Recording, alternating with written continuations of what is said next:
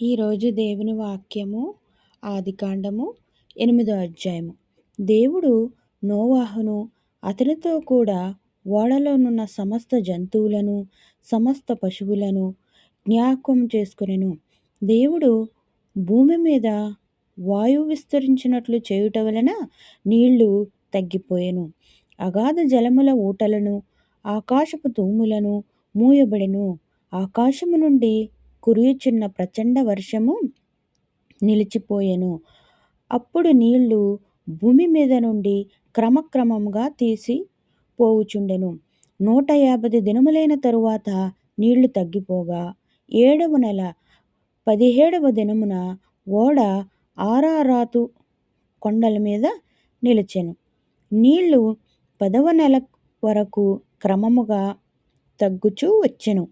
10వ నెల మొదటి దినమున కొండల శిఖరములు కనబడెను.